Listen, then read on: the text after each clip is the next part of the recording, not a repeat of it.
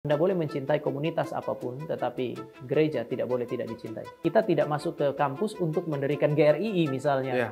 Saya juga nggak setuju untuk hal itu.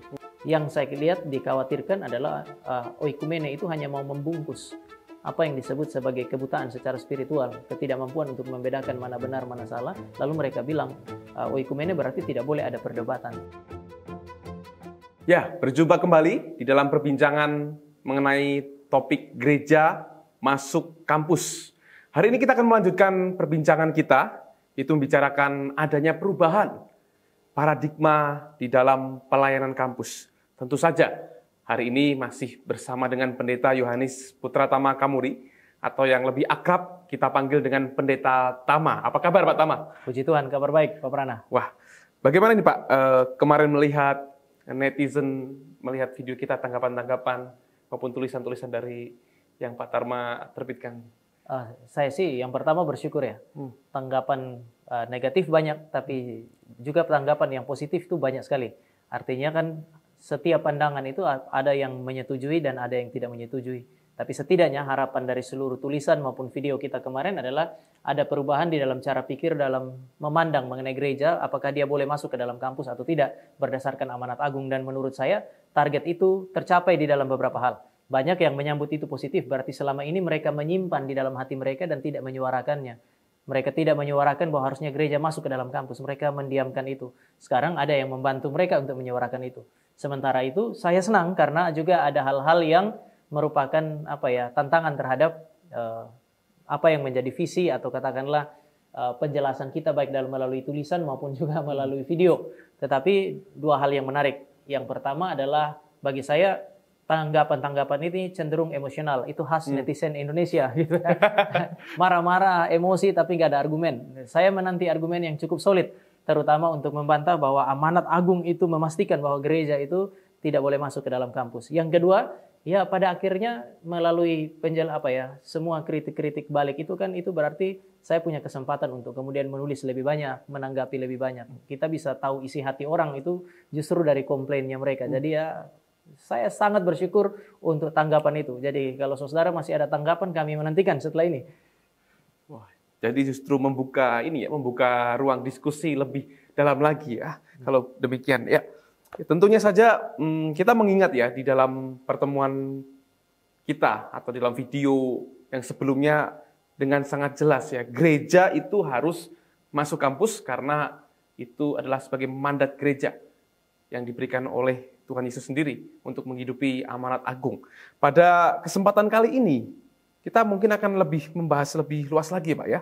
Membahas lebih luas lagi yaitu tentang adanya keragaman di dalam pelayanan kampus, tentunya tim-tim pelayanan gitu ya, tim-tim pelayanan baik gereja maupun juga apa yang disebutkan dengan para church. Dan saya kira lihat ada banyak sekali gitu para church dengan berbagai-bagai model yang masuk melayani gereja. Bagaimana nih tanggapan dari Pak Tama? Bagi saya itu hal yang baik ya. Untuk pertama kita mesti lihat kampus sebagai ruang publik.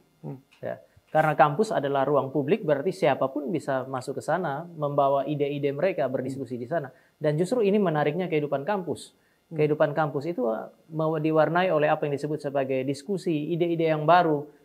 Orang menantang ide-ide yang lama itu biasa di dalam kampus. Sehingga kalau seandainya ada dalam konteks kekristenan, berbagai gereja masuk ke sana, lalu kemudian berbagai para church juga masuk ke sana dan kemudian melayani bersama-sama, untuk saya nggak ada masalah. Karena memang kampus adalah ruang publik. Juga banyak orang misalnya mengkritisi saya dengan semangat katakanlah oikumene. Lah ini oikumene sejati. Semua masuk ke dalamnya, semua ada di sana, lalu oikumene sejati tidak meniadakan perdebatan. Tentu saja Yesus Kristus terlibat perdebatan, Rasul terlibat perdebatan. Jadi ya bagi saya alasan kenapa gereja harus masuk kampus paling tidak pertama ya ini adalah ruang publik. Tidak ada yang bisa melarang gereja masuk selain urusan amanat agung tadi ya. Tapi lebih penting mana Pak? Lebih penting gereja yang sebenarnya harus masuk kampus atau para church? Para church penting tentu saja. Para church berdiri dan melaksanakan tanggung jawab yang sebenarnya tidak dapat dilakukan oleh gereja. Itu sesuatu yang wajar. Gereja itu seharusnya masuk ke segala lini. Amanat agung mengandaikan hal itu. Tidak ada dimensi yang tidak boleh tidak dilakukan. Ini bahkan sejak penciptaan kan dikatakan begini. Kamu harus beranak cucu dan memenuhi bumi. Artinya memenuhi seluruh bumi ini, seluruh dimensi hidup dengan gambar Allah yang memuliakan Allah. Misi yang sama inilah yang diangkat di dalam amanat agung. Amanat agung mengatakan kamu pergi sampai ke ujung-ujung bumi. Artinya segala dimensi itu harus dimasuki. Termasuk di dalamnya adalah kehidupan atau dimensi yang kita sebut sebagai pendidikan. Jadi bagi saya ya memang gereja harus masuk ke sana. Nah persoalannya adalah memang ada hambatan. Ketika sumber daya di dalam gereja tidak dapat masuk ke sana atau gereja melalaikan tugasnya untuk masuk ke sana, para church masuk ke sana. Wah itu sebuah ucapan syukur bagi kita. Tetapi masuknya para church yang disyukuri ini tidak boleh meniadakan gereja. Jangan lupa, Kristus mendirikan gereja. My church, bukan my para church. Sudah jelas dari nama, para church itu bukan church. Sehingga gereja itu didirikan oleh Kristus. Gerejalah yang merupakan penerima mandat pertama untuk masuk ke dalam segala dimensi kehidupan manusia, maka gereja tidak boleh dilarang. Tetapi juga kalau ditanya ke saya sekarang, apakah para church itu harus dilarang, gereja yang lain harus dilarang? Saya kira enggak. Kita tidak masuk ke kampus untuk mendirikan GRII misalnya. Saya juga enggak setuju untuk hal itu. Karena itu ruang publik yang seharusnya tidak harusnya kita mendirikan GRI di situ. Tetapi GRI boleh masuk melayani, gereja yang lain boleh masuk dan melayani. Ini menarik Pak ya, tentang kampus sebagai ruang publik ya. Artinya semua lembaga, bukan hanya kekristenan, bukan hanya lembaga Injil, itu kan bebas ya, seharusnya masuk ke sana. Itu sebabnya sangat jarang ada kampus yang menentukan misalnya satu gereja tertentu, kalau itu bukan kampus yang didirikan oleh gereja tertentu, maka sangat jarang ada kampus-kampus yang kemudian langsung menentukan satu organisasi tertentu membawahi katakanlah pelayanan mahasiswa, penginjilan mahasiswa. Saya kira enggak ada. Ya sejauh yang saya temukan ya. Bukan tidak ada, tapi mungkin kalaupun ada tidak banyak. Jika demikian kita bisa melihat adanya gereja dan para church ini punya satu visi yang sama ya sebenarnya. Injil diberitakan gitu ya, untuk mahasiswa ya. Oh ya, pemberitaan Injil bagi mahasiswa, lebih tepat memuridkan mahasiswa. Seharusnya gereja dan para church itu sama-sama masuk ke dalam gereja, ke dalam kampus dengan misi yang sama, yaitu melakukan pemuridan melalui 3 jalur ini kan. Penginjilan, kemudian penggembalaan, dan kemudian pengajaran. Ya istilah baptis itu sekali lagi berarti membawa ke dalam persekutuan dengan Kristus dan persekutuan dengan tubuh Kristus. Sehingga dua entitas yang kelihatan berbeda ini memiliki tujuan yang sama. Caranya bisa berbeda, tetapi seharusnya tujuannya sama. Jadi ini sebuah kolaborasi yang baik harusnya. Kolaborasi yang baik dan nggak bisa ya Pak ya diklaim salah satunya yang lebih baik itu tidak bisa juga ya? Saya kira nggak bisa karena faktanya tidak ada satu para church di dalam konteks katakanlah paling tidak dalam pelayanan saya nggak banyak-banyak ini. Ya, tidak ada satu para church yang bisa menjangkau semua. Nggak ada itu. Bahkan 3 tugas itu juga nggak semuanya ya? Ada kadang-kadang ada yang fokusnya kepada penginjilan. Di video pertama saya bilang ada yang manage persekutuan kampus, tapi ada yang kelemahannya justru setelah dia manage persekutuan kampus agak kurang militan di dalam penginjilan one on one. Ternyata ada lembaga lain yang melakukan penginjilan one on one. Ya itu kan berarti kelemahannya dia. Apa yang tidak dikerjakan itu dikerjakan oleh yang lain. Dan sekali lagi data statistik itu juga sesuatu yang perlu diperhatikan. Berapa banyak orang Kristen dalam kampus yang dijangkau hanya oleh satu gereja atau hanya oleh satu para church? Saya kira nggak banyak. Ya bisa lihat video yang pertama, data tentang UI aja misalnya dari 4.000-an dalam 4 tahun itu berapa sih? Nanti tolong tanya itu teman-teman yang misalnya ada di persekutuan setiap fakultas, coba tanya aja. Sampai 500 nggak mereka punya persekutuan? Sampai 300 nggak? Kayaknya nggak sampai Pak ya. Fakultas teknik saja itu setiap tahun itu kalau kami hitung-hitung bisa 250 sampai 300. Berapa banyak yang ikut yang di dalam persekutuan? Dan berdasarkan pengamatan saya juga tidak terlalu banyak Pak yang ikut itu. Berarti artinya masih banyak mahasiswa-mahasiswa yang dalam tanda kutip itu terlantarkan.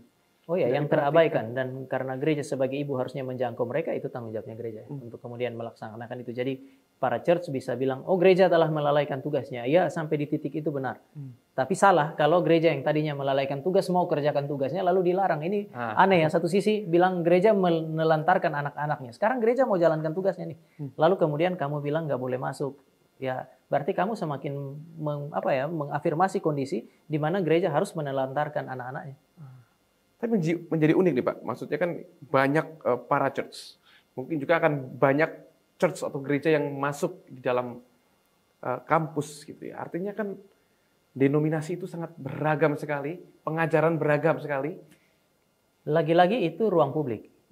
Sehingga tidak bisa ditolak itu. Darwinisme ada di situ. Apalagi segala macam ideologi ada di situ. Marxisme ada semua ya di situ semua.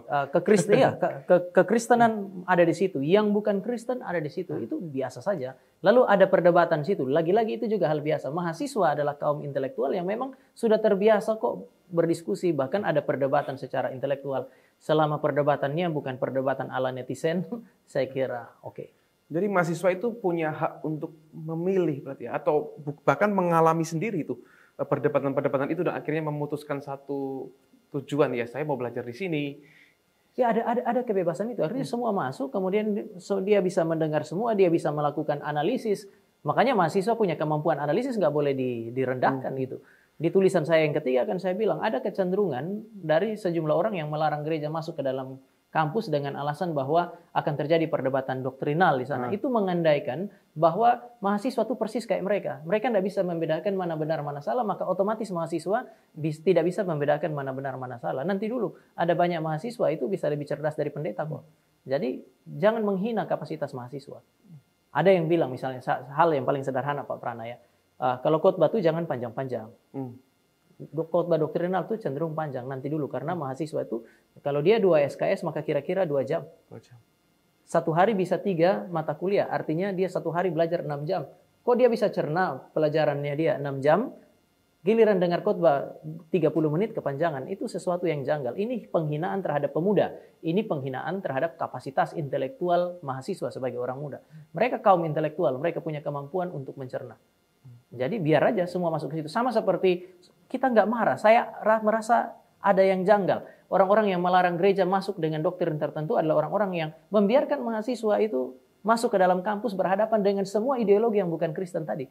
Itu kan medan perang ideologi. Harusnya sebelum dia larang gereja, larang dulu mahasiswa. Kamu nggak usah kuliah teologi aja semua. Dan kalau kuliah teologi semua, saya sarankan reform sih.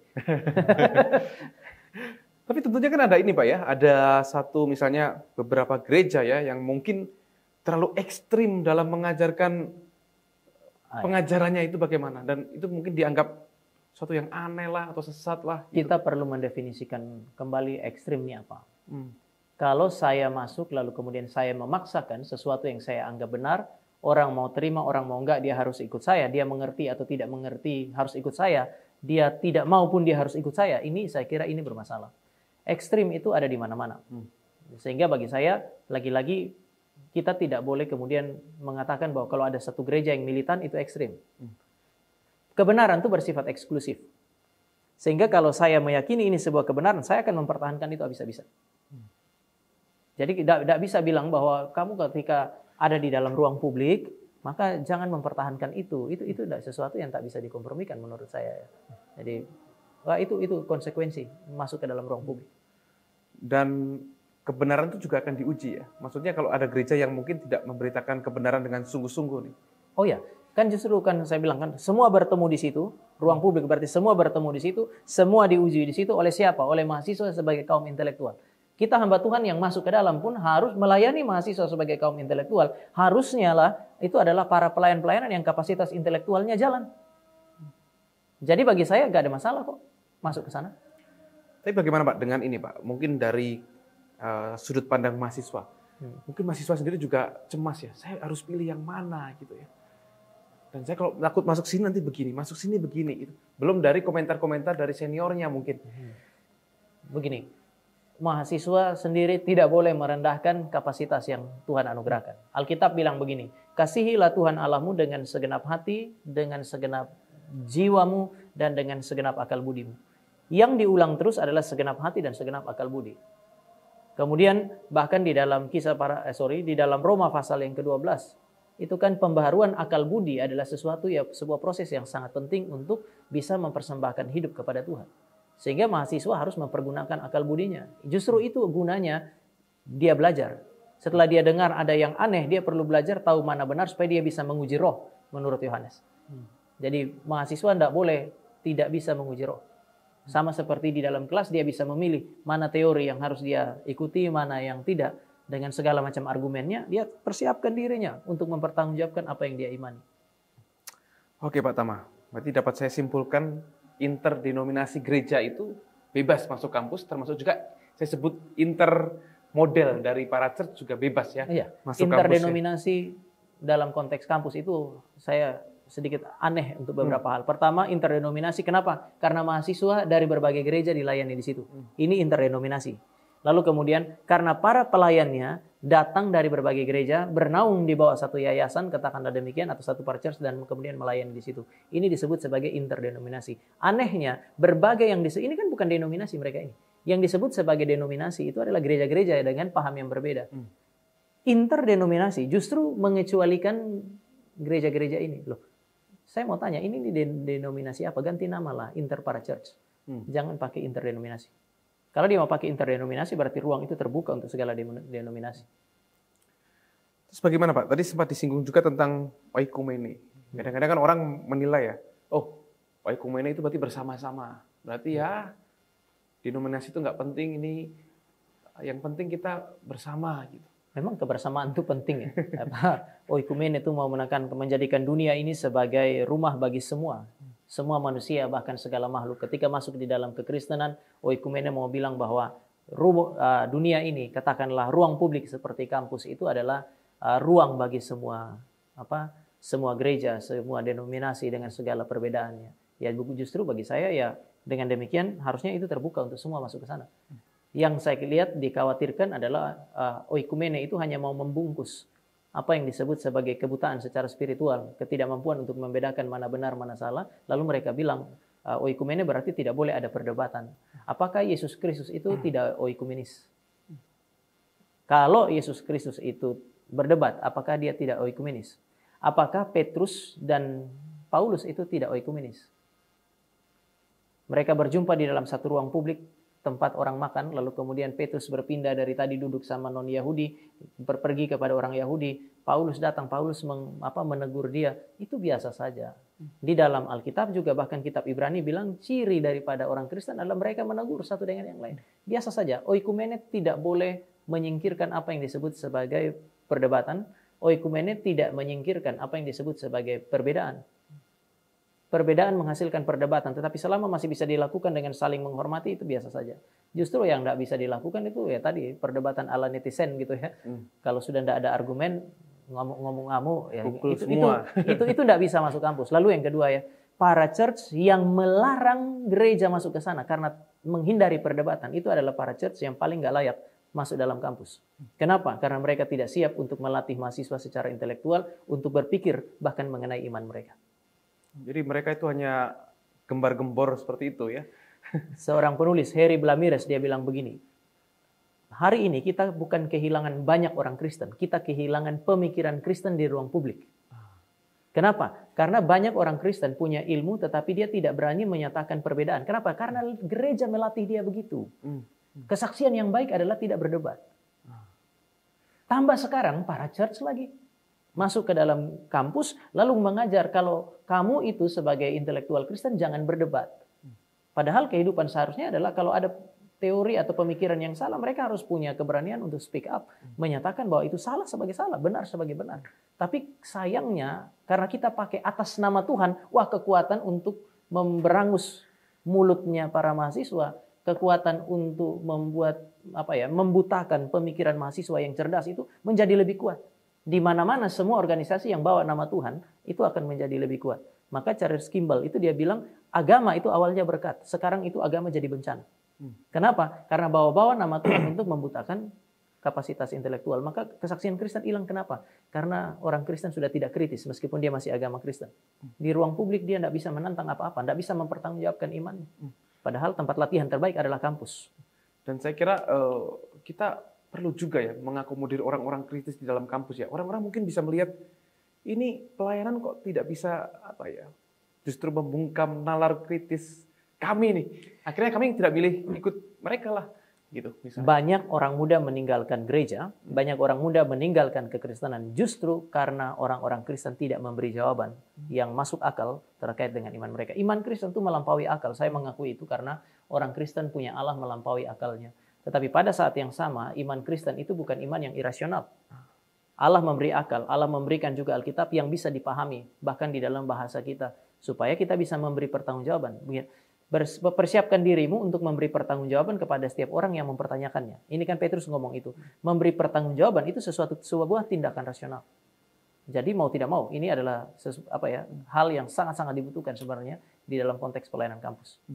Jika demikian nih Pak, seharusnya bagaimana gereja dan para church yang melayani kampus itu harusnya memberikan apa ke mahasiswa? Yang pertama, relasi antara mereka dua dulu. Sebenarnya gereja dan para church itu bisa memberi teladan bahwa mereka berbeda namun mereka bisa ada di dalam ruang yang sama. Itu kan teladan.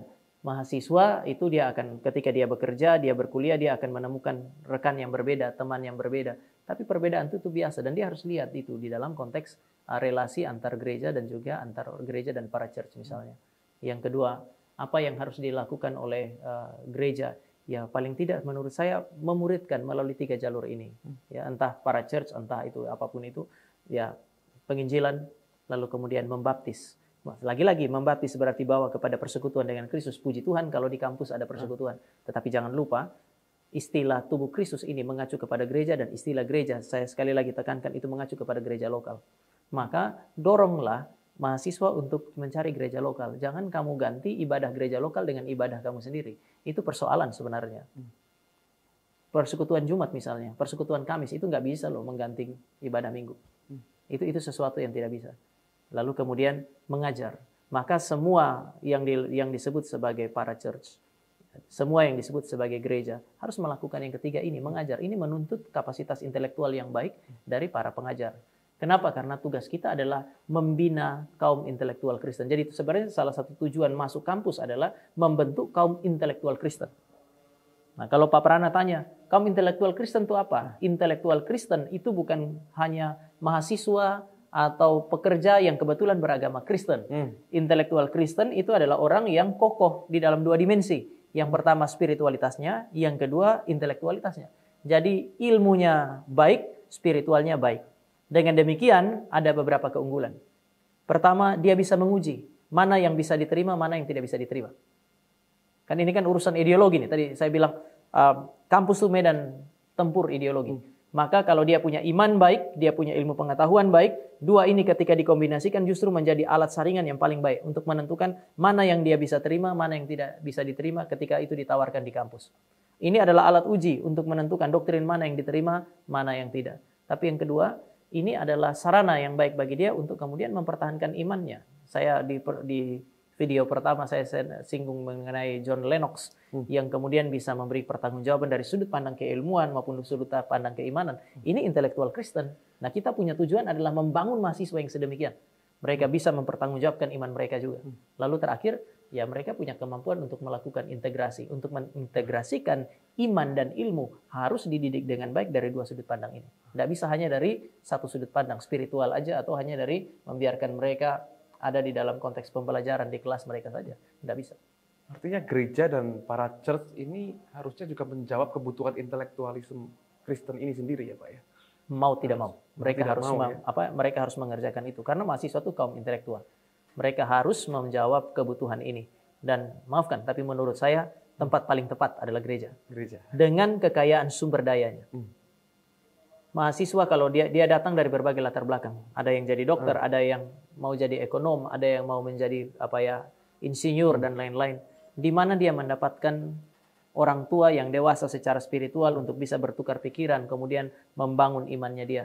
Ya di gereja itu diisi oleh orang dari berbagai latar belakang keilmuan. Sehingga salah satu tempat paling tepat di mana dia kemudian bisa belajar mengembangkan keilmuan justru di sana. Asal gereja juga melakukan tanggung jawab dengan mempersiapkan orang tua ini secara intensional atau unintensional untuk kemudian melayani mahasiswa. Secara personal yang saya coba lakukan saat ini adalah meminta orang tua yang dewasa secara spiritual dari berbagai latar belakang keilmuan itu untuk hadir bersama dengan mahasiswa, persekutuan bersama, dan kemudian mereka sebenarnya bisa sharing, bisa berbagi hidup, berbagi pengalaman, termasuk berbagi ilmu di situ.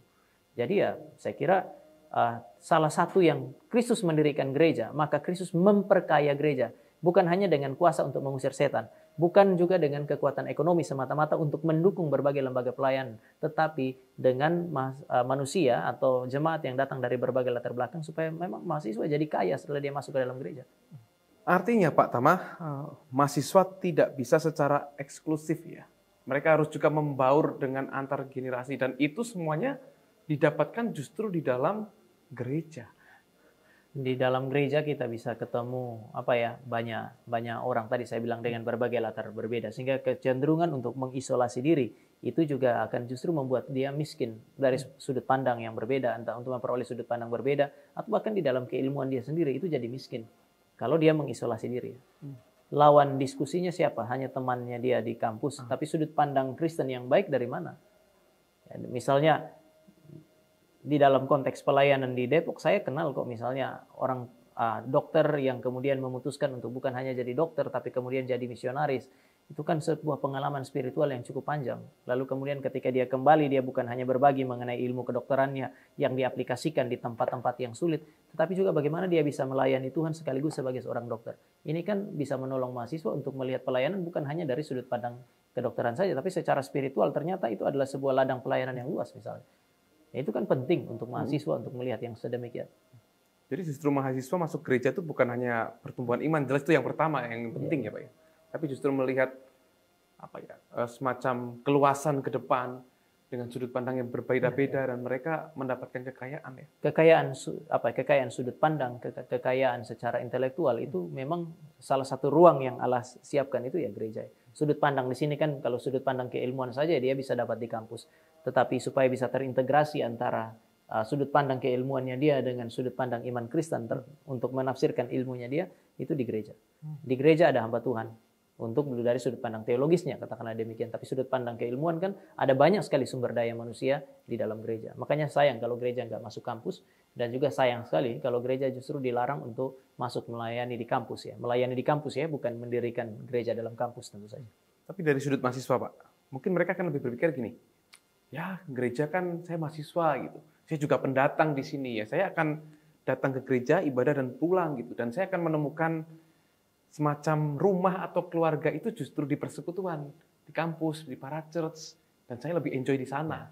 Nah itu bagaimana Pak? Nggak ada yang salah dengan itu. Nggak ada yang salah dengan menemukan rumah, menemukan persekutuan, menemukan teman di dalam kampus. Tetapi begini, sebagai seorang mahasiswa Kristen, mereka harus belajar untuk tunduk kepada kebenaran firman. Allah sebagai Bapa menyediakan gereja sebagai ibu. 2 Yohanes 1 ayat 1. Yang disebut sebagai ibu itu adalah gereja. Maka kalau mereka mau dibina di sana, mereka mau bukan hanya diinjili tetapi dididik supaya besar, menjadi dewasa, lalu kemudian di dalam pemikiran maupun di dalam konteks pemikiran kehidupan spiritual, ya mau tidak mau mereka ada di gereja. Tidak bisa disangkali ini. Kamu boleh menikmati persekutuan dimanapun, boleh. Tetapi jangan abaikan gereja. Kenapa? Karena Allah mendirikan gereja. Bapa mendirikan gereja melalui Kristus dan menjadikan itu sebagai ibu bagi anak-anaknya. Siapa? Kita. Kemudian kalau saudara baca 2 Yohanes 1 ayat 1 itu di situ dikatakan semua orang yang kenal kebenaran itu mengasihi kamu, bukan aku saja Yohanes, tetapi semua yang mengenal kebenaran. Artinya apakah mahasiswa ini berjumpa dengan kebenaran atau tidak? Tapi salah satu ciri Anda berjumpa dengan kebenaran adalah Anda mencintai gereja. Dengan demikian Anda boleh mencintai komunitas apapun, tetapi gereja tidak boleh tidak dicintai. Sehingga hati-hati juga kalau ada orang yang kemudian membuat Anda justru menjadi benci dan menolak gereja. Something wrong dengan orang itu. Mungkin dia nggak kenal kebenaran dengan baik. Harusnya kekristenan mendorong mahasiswa untuk membuka diri kepada mendorong mereka untuk masuk ke dalam komunitas, menikmati kelimpahan firman, masuk ke dalam komunitas, menikmati kelimpahan sumber daya yang Allah sediakan di dalam gereja. Ya saya ngomong seperti ini karena ini kan sesuatu yang dijalani di dalam konteks pelayanan, baik itu di GRI Depok dan GRI Cikarang. Tertatih-tatih sih. Sulit juga ketemu orang tua yang komit. Tetapi itu bukan berarti tidak bisa. Itu sesuatu yang masih bisa dilakukan. Jadi nampaknya gereja menjadi satu rumah yang komplit ya. Tempat untuk menemukan keluarga gitu kan. Banyak antar generasi yang bisa kita saling berelasi, menemukan kekayaan kelimpahan dan juga tempat untuk belajar ya. Iya. Itu adalah tempat yang baik ya. Jadi gereja harus dilihat sebagai rumah secara spiritual, tetapi juga gereja adalah ruang yang baik untuk kemudian kita belajar. Ya belajar sekali lagi bukan hanya hal-hal yang bersifat rohani ya. Tapi juga hal-hal pertukaran ide, pertukaran keilmuan. Saya kira itu sesuatu yang baik. Gereja adalah tempat yang sangat tepat untuk itu.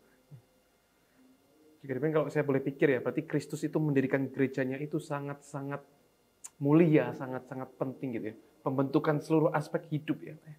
Kristus mati untuk mendirikan gereja. Waktu Paulus itu mau meninggalkan Efesus, dia pesan kepada pemimpin-pemimpin gereja di Efesus, jagalah domba-domba itu. Kenapa? Karena Kristus mati bagi mereka. Mau tahu seberapa berharga gereja? Nah, sekali lagi, mau tahu seberapa berharga gereja? Mungkin sekali lagi orang bilang, wah itu gereja secara keseluruhan, betul. Tetapi itu konteksnya adalah Efesus, gereja lokal. Dan sekali lagi, kata gereja memang banyak digunakan untuk gereja lokal. Dia bilang, jagalah mereka. Kenapa? Karena Kristus mati bagi mereka. Kristus mencurahkan darah bagi mereka. Dengan demikian, kita bisa lihat betapa berharganya gereja. Alam maut tidak menguasainya. Itu gereja lokal pun. Kalau dia konsisten berjalan bersama dengan Kristus, alam maut juga bahkan tidak akan menguasainya. Bahkan gereja lokal inilah yang diberi kunci untuk kemudian masuk dan kemudian membongkar pintu gerbang maut, menarik keluar orang dari dalam sana. Jadi, seberapa kurang berharga semuanya itu. Justru yang bahaya kalau membuat gereja dengan harga yang tinggi itu menjadi rendah. Membentuk paradigma bahwa gereja adalah sesuatu yang tidak berharga, sama sekali unbiblical. Saya tidak bisa bilang itu menyesatkan, tetapi saya bisa bilang itu unbiblical. Itu tidak sesuai dengan spiritnya para rasul, itu tidak sesuai dengan spiritnya Kristus sendiri. Kristus itu tidak merendahkan gerejanya. Bahkan para rasul juga melakukan hal yang sama. Jadi datang dari mana spirit yang merendahkan keberadaan gereja? Oke Pak Tama, mungkin saya mau mengajak Pak Tama nih memberikan satu ajakan begitu untuk para orang-orang Kristen yang melayani kampus gitu ya. Apa nih pesan dari Pak Tama? Yang pertama itu, yang kedua adalah pesan kepada mahasiswa sendiri. Mahasiswanya harus bagaimana nih gitu. Karena kan harus dua hal yang harus mendapatkan pesan ini dari sudut pandang kita sebagai pelayanan yang akan masuk ke kampus, juga sudut pandang nanti dari mahasiswa yang akan masuk dan memberikan dirinya terlibat di dalam komunitas tersebut. Saya punya beberapa hal sih. Yang pertama, sekali lagi ingat baik-baik bahwa kampus itu masuk di dalam ruang publik. Kecuali kalau gitu kampus adalah kampus yang didirikan oleh gereja tertentu, sinode tertentu, dengan jelas pasti kita sudah harus mengakui bahwa itu didirikan dan mereka punya tujuan, mereka punya visi. Tetapi kalau kampus-kampus yang terbuka untuk semua, itu adalah ruang publik, sehingga semua harus masuk ke sana. Maka pelayanan ini mestinya adalah sebuah pelayanan yang sifatnya kolaboratif. Kolaboratif itu tidak berarti bahwa mimbar saya kamu pakai, saya pakai mimbarnya kamu. Kolaboratif itu bisa masuk dengan melihat keunikan masing-masing. Ada yang di penginjilan, ada yang di pengajaran, yang sudah masuk di sana menjalankan visi mereka, lalu kemudian mereka bisa saling memperlengkapi. Kenapa? Karena kampus adalah ruang publik. Yang kedua, bagi saudara yang melayani di para church, ingat bahwa saudara adalah orang-orang yang mengakar di dalam gereja. Kalau Anda mengakar di dalam gereja, Anda harus menghargai gereja. Itu pertama. Yang kedua, ingat bahwa jemaat yang Anda sebut sebagai jemaat itu datang dari berbagai gereja. Itu jemaat gereja tertentu. Kenapa gereja tertentu justru dilarang untuk kemudian melayani mereka? Sehingga bagi saya, mereka yang melayani di dalam konteks para church harus juga membuka ruang bagi pelayanan gereja. Jangan takut dengan apa yang disebut sebagai perdebatan. Karena kampus adalah medan tempur ideologi. Itu medan tempur ide-ide gitu. Biarkanlah gereja masuk di sana, lalu kemudian ide-ide yang bahkan bukan Kristen itu diperdebatkan di situ. Kalau itu bukan masalah, kenapa ide-ide dari pemikiran Kristen tidak boleh diperdebatkan? Saya kira nggak ada masalah. Dia adalah medan tempur intelektual. Lalu kemudian untuk para mahasiswa, saya punya pesan sederhana. Anda adalah kaum intelektual. Kaum intelektual adalah orang yang secara spiritual baik, secara keilmuan baik. Kalau Anda adalah orang yang hanya memiliki keilmuan yang baik, Anda kaum intelektual, tapi Anda bukan intelektual Kristen. Kalau Anda hanya punya apa yang disebut sebagai keimanan yang baik, keilmuan tidak baik, Anda hanya orang Kristen. Tetapi kalau Anda adalah intelektual Kristen, seharusnya keimanan dan juga keilmuan adalah dua hal yang harus dimiliki. Kapasitas intelektual itu harus diberdayakan. Maka saya punya pesan salah satu cara menguji orang diterima atau tidak, sebuah lembaga diterima atau tidak, adalah coba perhatikan, dia mendorong Anda mempergunakan akal budi secara maksimal untuk menguji benar atau salah atau tidak. Karena kalau dia melarang Anda mempergunakan akal budi secara maksimal, termasuk dalam konteks perdebatan, menyatakan iman, menguji segala sesuatu, aneh, karena dia sementara berusaha untuk membuat Anda tidak menggenapi Roma pasal yang ke-12 ayat 1 dan 2. Untuk berbeda dari dunia, harus ada perubahan akal budi. Perubahan akal budi itu melibatkan pendidikan akal budi. Itu melibatkan akal budi yang dicerahkan. Jangan membiarkan apa yang disebut sebagai hilangnya kesaksian Kristen dari ruang publik itu diteruskan justru oleh Anda. Maka mahasiswa jangan lupa, jangan menghina diri sendiri. Jangan membiarkan orang lain menghina Anda dengan menempatkan Anda semata-mata sebagai objek pelayanan mereka tanpa kemudian menghargai kapasitas intelektual Anda. Karena Anda adalah intelektual Kristen. Dipersiapkan untuk menguji ajaran yang benar dan salah. Dipersiapkan untuk mengintegrasikan ilmu dan iman supaya kemudian bisa jadi saksi di ruang publik di mana nanti Anda melayani. Saya kira itu. Luar biasa sekali Pak Tamani ya. Memberikan perspektif yang lagi-lagi mungkin tidak pernah kita pikirkan gitu ya. Dan ya, kita harap bersama-sama mereka bisa memahami hal ini ya Pak ya, dan ada perubahan paradigma. Saya rasa banyak orang memikirkan ini, kalau lihat dari respon. Jadi kalau dikatakan tidak dipikirkan, saya ragu malah. Saya yakin ada banyak yang sudah memikirkan, tetapi enggan untuk mengatakan karena stigma itu terlalu kuat. Saya kalau ditanya ke saya, kamu mau tutup dengan apa? Saya mau ingatkan ceritanya Plato. Plato bilang ada orang-orang yang tinggal di goa dari kecil. Setiap hari, karena mereka terikat tiap hari, yang mereka lihat ada di dinding goa. Di belakang mereka ada api dan orang-orang yang tidak terikat itu lewat dengan bebas. Dan ada sesuatu yang dijunjung di atas kepala mereka. Sehingga mereka pikir itulah realitas yang sebenarnya. Lalu kemudian ada satu waktu, ada satu orang yang lolos. Entah bagaimana terlepaslah ikatannya dia keluar. Pertama kali dia keluar dia dari luar goa itu, matanya rasanya sakit sekali. Kenapa? Karena disitulah dia melihat cahaya. Menyilaukan dia, rasanya matanya sakit. Tetapi segera setelah itu dia melihat realitas dan dia sangat menikmati itu. Ketika dia pulang, dia menceritakan apa yang terjadi di sana, di luar sana. Dia bilang realitas itu tidak sesempit goa ini. Ada realitas yang jauh lebih baik, jauh lebih indah daripada yang di goa ini. Mari kita berjuang membebaskan diri dari belenggu ini. Kalau saya bilang, melepaskan diri dari stigma ini. Kemudian teman-temannya bilang, enggak, realitasnya adalah yang ada dalam goa ini. Lalu apa yang terjadi? Mereka berusaha untuk membunuh dia yang menceritakan kepada mereka mengenai realitas yang indah di luar sana. Saya yakin banyak orang bungkam karena takut dikritisi. Sekarang ini waktunya kita sama-sama bicara. Ya, ada banyak yang kritik, tapi lebih banyak yang setuju. Itu berarti banyak yang mendiamkan hal ini. Sayang sekali, ada sesuatu yang benar, tapi didiamkan. Jadi ini bukan pemikiran baru, saya kira. Tetapi ini adalah sesuatu yang harus disuarakan bersama-sama, supaya para church berubah, gereja berubah, dan pelayanan kampus itu berjalan dengan lebih baik. Intinya tidak boleh diam, Pak ya. Nggak bisa diam. Apalagi ini mahasiswa. Oke, Pak, ada lagi yang mau disampaikan, Pak? Saya kira ini cukup ya untuk kali ini. Ya. Jika demikian, terima kasih sekali Pendeta Tama yang sudah kembali menyajikan perspektif kepada kita. Semoga paradigma kita bisa segera untuk berubah, Pak ya. Berharap begitu. Teorinya. Praktiknya, Anthony Giddens bilang perubahan paradigma itu butuh waktu yang lama. Artinya pertarungan ini masih panjang. Yang penting kan sudah disuarakan. Gitu ya. Mesti disuarakan. Untuk mengganggu rasa aman ontologis. Apa yang dirasa sebagai seharusnya ternyata salah, itu harus diganggu supaya kemudian orang mulai sadar dan kemudian berubah.